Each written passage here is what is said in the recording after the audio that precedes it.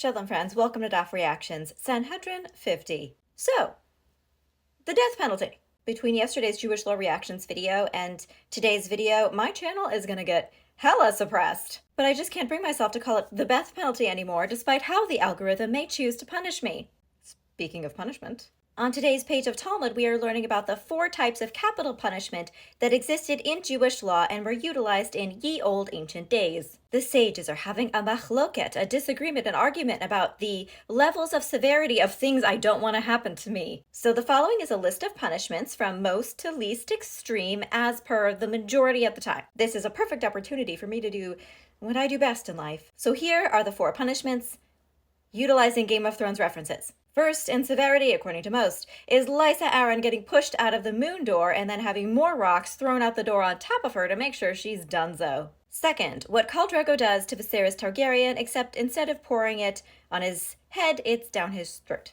Third is getting Ned Starked. And last, but certainly not least, the Shay treatment. I deeply regret to inform you that none of these modes of execution are the Tywin.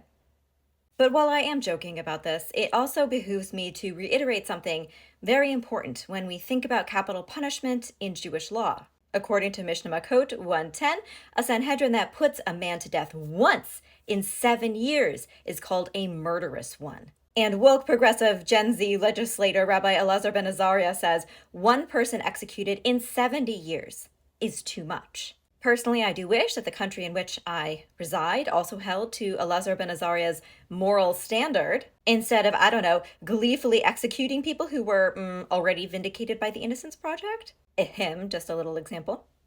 Anyway, let's now return to the page of matching punishments to crimes, and let's give it a little dash of misogyny for zest. A woman who does adultery gets strangled, but if the woman is a daughter of a Kohen and does adultery, then she gets burned because she's also disgracing the honor of her father.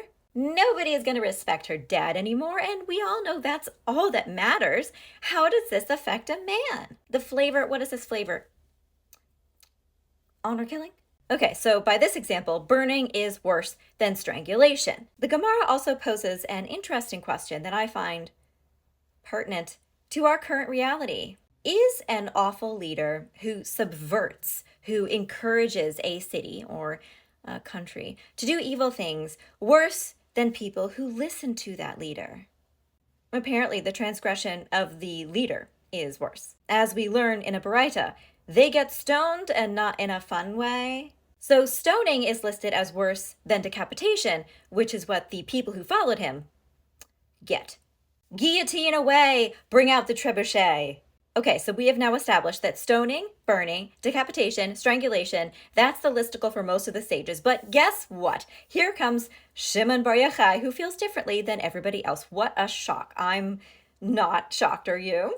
He says the least is getting Ned Starked. Then comes the Shay treatment, which takes the bronze. Coming in second is stoning, and securing the gold, or molten lead, as it might be in this case, is the most severe form of punishment, burning. Now, I personally agree that that sounds to be the worst punishment, just in my own opinion, but I do find it very amusing that Shimon Bar Yochai, a man known to do many a Dracarys just with his eyeballs, puts burning first on his list.